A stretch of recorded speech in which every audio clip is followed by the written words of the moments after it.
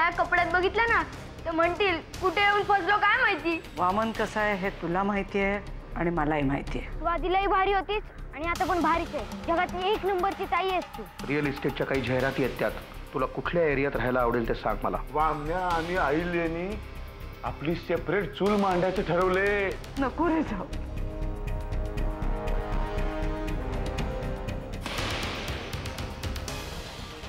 वामन आत्याबाई, आत्याबाई, पांडू, पांडू डॉक्टरांना फोन कर।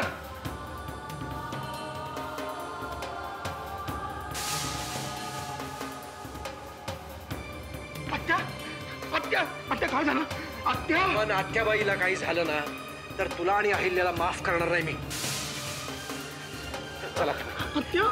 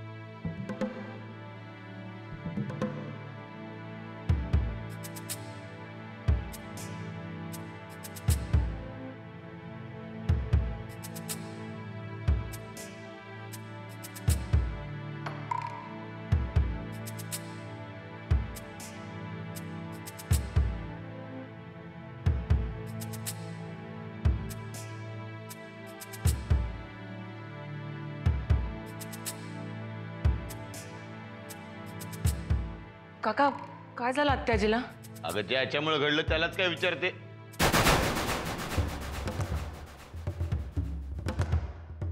हे असं काय बघते माझ्याकडे?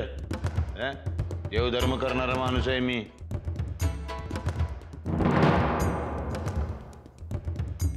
बाबा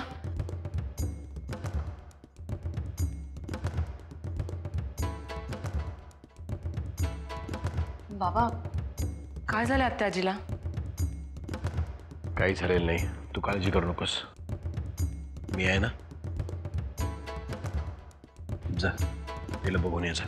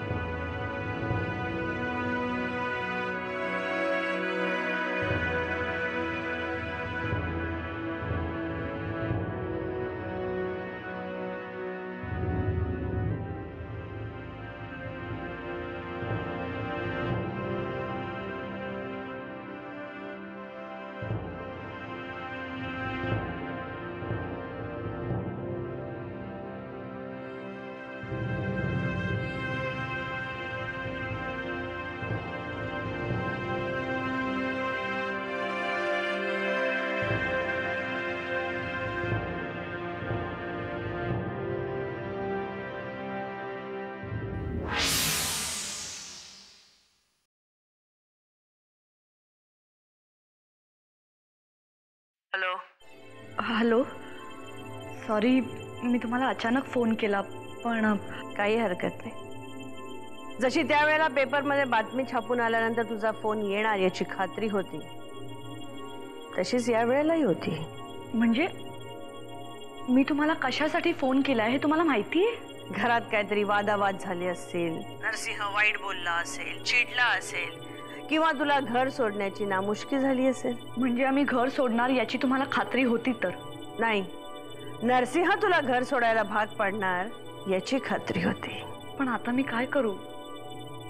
नाही म्हणजे मी माहेरी जाऊ शकते पण आता युगंधरा सरतापेचं घर हेच तुझं माहेर आहे. पण मला माहिती आहे तुला असं इथे येऊन राहणं आवडणार नाही. काळजी करू नकोस. अंधेरीला माझा वेल फर्निश फ्लॅट आहे. मी तुला पत्ता SMS करते. हो पण तिथे पोचण्याआधी जनाला एकदा फोन कर. तिथे माणूस घराची चावी घेऊन उभा असेल. हो पण का कोणास ठाऊक मला खूप भीती वाटते. आता तू युगंधरा सरतापेच्या छत्रछायेखाली आहेस त्यामुळे कुणालाही घाबरायची गरज नाहीये. मी तुला जनाचा नंबर SMS करते.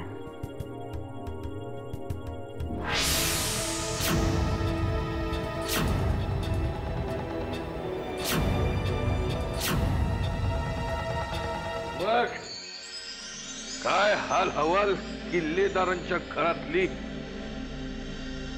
जरा आपण लवंगी माळ लावली होती पण नरसिंहाच्या घरात बॉम्ब फुटलेत.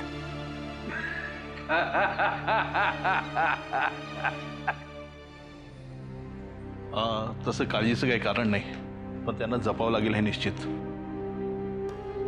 कारण स्ट्रेसमुळे त्यांचा BP शूट झालाय अँड आय थिंक गेल्या काही महिन्यातली दुसरी वेळ आहे. बरोबर आहे पण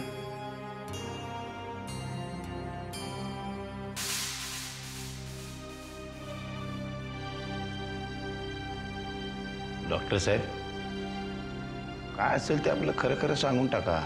खरं खरं म्हणजे? नाही उगाच वेडी आशा दाखवू नका आम्हाला. अहो तसं काहीच नाही आहे. हां सगळं व्यवस्थित आहे. व्यवस्थित आहे. व्यवस्थित आहे म्हणते. देवाची कृपा. हल्ली भजनाला जातोय मी. हा ना इकडं बॅग आहे ना. अरे जायला काय भरले कोणाच ठाऊ.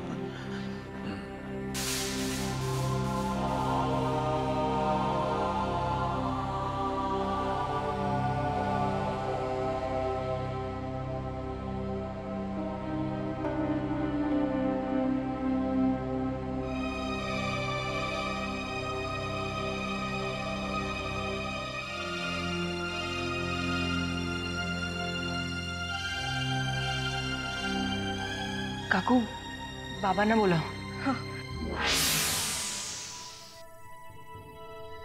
जानकीला फोन लावा. तिला सांगा ताबडतोब इकडे ये. आत्याजी अगं आत्ता लगेच तिला फोन केला पाहिजे का?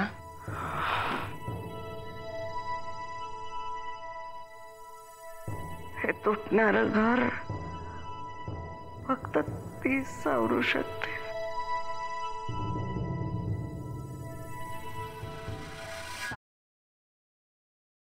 अरे गण्या आजकाल तुझी जीभ लई चुरू चुरू चालायला लागली रे.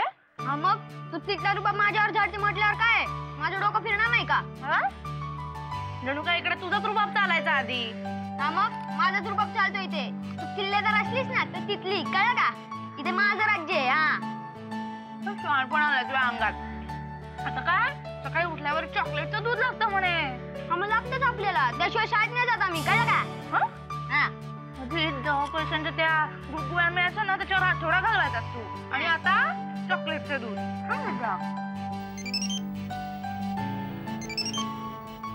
फोन आला बघ कुणाचा. नरसिंह भाऊजींचा असेल नाही तर कट केला तर परत रडत बसशील. हॅलो हॅलो सुमिताई अगं कशी आहेस तू? आम्ही इथे लय मजा करतोय. मी आतापर्यंत 4 वेळा अख्खा गाव फिरले. आता ऊस खाते येते का? दोघी मिळून लय मजा करू. जानकी तुलाच इथे यावं लागेल. का? काय झालं? अगं आत्याबाईंची तब्येत बिघडली आहे थोडी. सुमित्रा काय झालंय नक्की? मला सगळं खरं खरं सांग. नाही तसं घाबरण्यासारखं काही नाहीये. आत्याबाई सारखी तुझी आठवण काढतायत ना, म्हणून तू लवकरात लवकर निघतेत ना. हां येते मी, लगेच येते. फोन ठेवल्या निघते. हा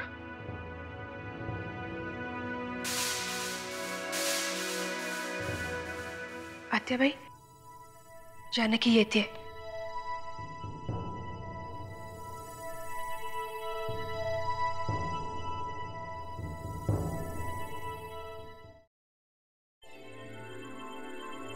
काय झालं? बऱ्या आहेत ना त्या? नाही, कारण यापूर्वी त्यांना अटॅक येऊन गेला होता. उगाच असं व्हायला नको, कावळा फांदीवर बसायला आणि फांदी तुटायला. म्हणजे उद्या काही झालंच तर लोकांनी आपल्यामुळे झालं असं म्हणायला नको ना. अहिल्या, निदान आत्ता तरी तोंडाला येईल ते बोलू नकोस. आत्याबाई नुसत्या आजारी पडल्या तर सगळ्यांच्या नजरा बदलल्या. या बदललेल्या नजरा झेलायला इथे थांबायचंय कोणाला? जोपर्यंत भाड्याने दुसरीकडे कुठे जागा मिळत नाही तोपर्यंत मी कुठेतरी राहीन हॉटेलमध्ये वगैरे. तू काही तिथे राहायची गरज नाहीये. तुला हवं असेल तर तू तुझ्या माहेरी राहू शकतेस. जागेची व्यवस्था झाली की तुला ताबडतोब कळवीन मी. नाही, त्याची काहीच गरज नाही. घराची सोय झाली. कोणी केली? सासरच्यांनी नाकारलं तरी माहेरचे काही मला वाऱ्यावर सोडणार नाहीये. मी माझ्या काकांना फोन केला होता. त्यांनी त्यांच्या अनेक घरांमधून आपल्यासाठी एक खरी कामं केलंय. अहिल्या, दुसऱ्यांना त्रास देऊन त्यांना अडचणीत आणून आपली सोय बघायची हे मला तेव्हाही पटत नव्हतं, आत्ताही पटणार नाहीच. आपण काही तिकडे फुकट राहायचं नाही. मी त्यांना भाडं द्यायचंही कबूल केलंय. तू कबूल केलं नसतंस तरी मी भाडं द्यायला लावलंच असतं, कारण तुझ्या माहेरच्यांनीही मला भिकारी म्हणलेलं मला सहनच झालं नसतं. तेवढं सौजन्य कळतं माझ्या माहेरच्यांना. इथल्यासारखे मतलबी नाहीये. तुमच्या बंधूंची तिसरी टर्म आहे ही आमदारकीची. माझ्या बाबांनी 6 टर्म पूर्ण केल्या होत्या आमदारकीच्या, त्यातही 4दा मिनिस्ट्री. काय बोलतीयस? काय सासर माहेराची स्पर्धा चालू आहे आपल्यात? आधी आपलं काय जळतंय ते पाहूया.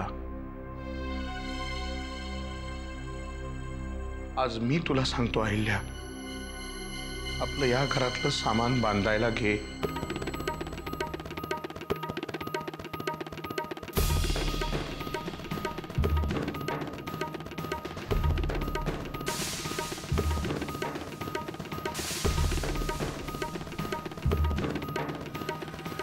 अगं पण तुझं काय बोलणं झालं सुमित्राशी?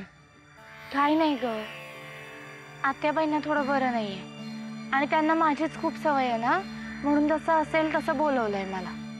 बाकी काय नाही ना? नक्की नक्की, तू नको काळजी करू. उलट मलाच खूप वाईट वाटतंय. इथे माझी गरज आहे आणि मी काहीच नाही करू शकले.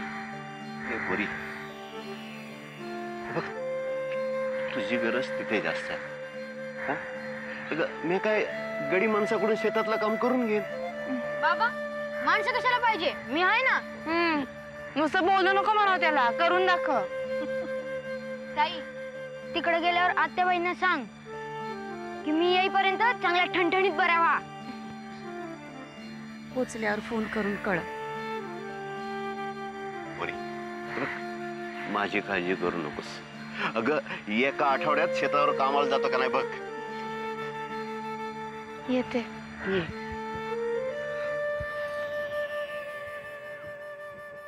काळजी घ्या. हा,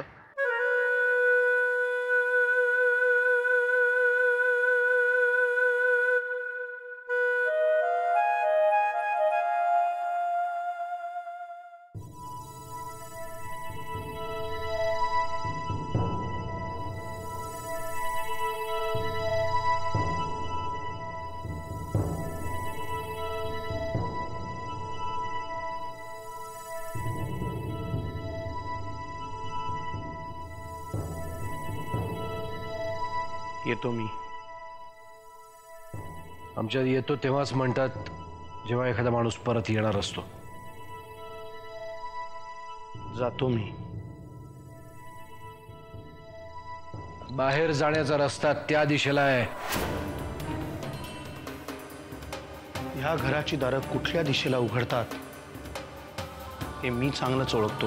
या इतकंच जर का घरातल्या माणसांना ओळखलं असतंस जास्त बरं झालं असतं. या घरातल्या माणसानं जर आधी ओळखलं असतं ना दादा, तर ह्या घराचे दरवाजे बाहेरच उघडतात फार पूर्वी लक्षात आलं असतं माझ्या. आता कळलंय ना तुला? तरी त्या दिशेला कुठे निघालास? कारण अजूनही मला ओळखणारी एक व्यक्ती ह्या घरात राहते. तिला भेटायला चाललोय. नाही भेटता येणार तुला, कारण तिथे माझी आत्या असते आणि तिच्या तब्येतीची काळजी मला जास्त आहे तुझ्यापेक्षा.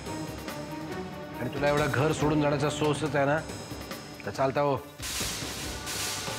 मी तुला तिला भेटू देणार नाही. अजून किती अपमान करून घेणार आहात तुम्ही? माझं डोकं जास्त फिरायच्या आत चालते वा इथून.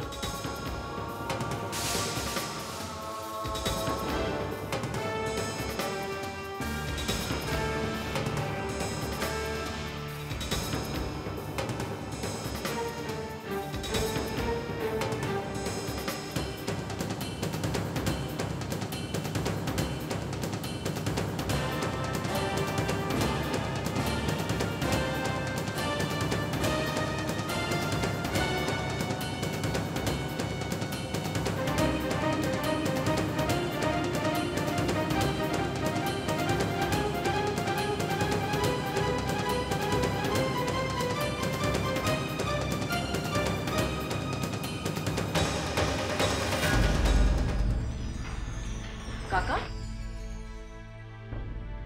तू कुठे चाललायस आता? मी हे घर आता येणाऱ्या जाणाऱ्याला प्रत्येकाला रिपोर्टिंग करत जाणार आहात का? घरात काय तमाशा झाला हे सगळ्यांनाच माहितीये. परत परत विचारून मीठ चोळायचे धंदे. काकू प्लीज, मी वामन काकाशी बोलते. बोल ना, बोल. आता तूच बोलायची बाकी आहेस. काका प्लीज, अरे सांग ना, कुठे चाललाय सामान घेऊन? अमृता, मी कुठेही गेलो ना तरी तुला खूप मिस करेन. कुठेही म्हणजे? सांग ना रे, काय झालंय? असं का बोलतोयस तू?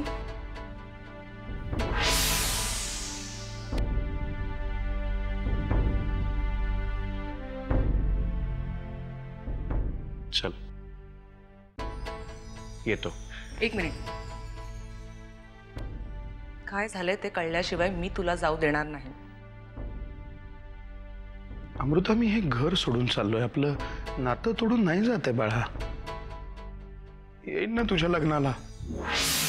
अर्थात तुझ्या बापाने परवानगी दिली तर. बापानी? काका असं का बोलतोयस तू? माहित नाही, यापुढे दादाला दादा म्हणलेलं चालेल नाही चालेल. एक मिनिट, मी आत्ता बोलते बाबांची. अमृता बाळा, आता कुणाशीही बोलून सुटण्यातला हा प्रश्न नाही राहिला. बाण सुटला. आता ना धनुष्याच्या हातात काही आहे ना बाणाच्या. काळजी घे, त्याला जप. जानकीला सांग, तिची आठवण काढली होती जाता जाता. या प्रसंगात आत्ता ती इथे नाहीये हे बरंच आहे एका अर्थाने. येऊ मी.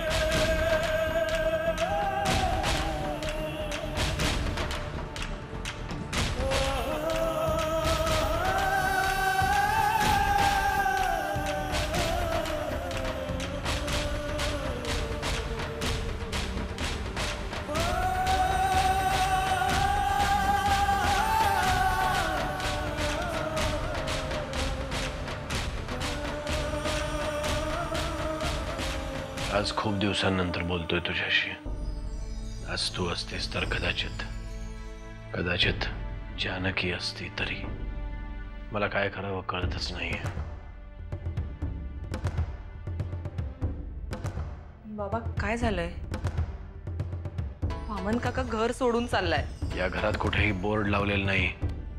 या घरातून कोणीही बाहेर जाऊ शकत नाही म्हणून. वामन काका कुणीही नाहीये. त्याला जर वाटत असेल तो कोणीतरी वेगळा आहे,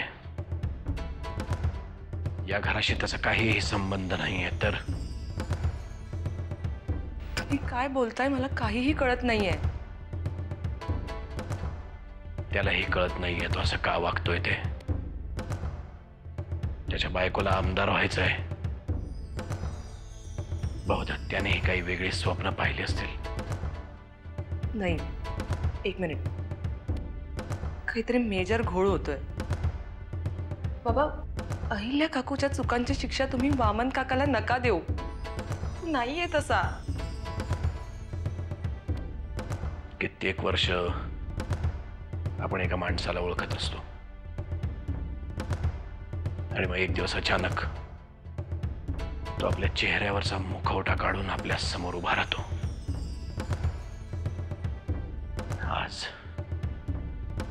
आज तसंच झालंय. नाही, वामन काकाच्या डोळ्यातले अश्रू खोटे असूच शकत नाहीत. इतके वर्ष मलाही तसंच वाटत होतं. बाबा, अजूनही तो गेला नसेल. तुम्ही एक हाक मारली तर परत येईल तो. आता माझी ही इच्छा नाहीये की त्यांनी परत यावं.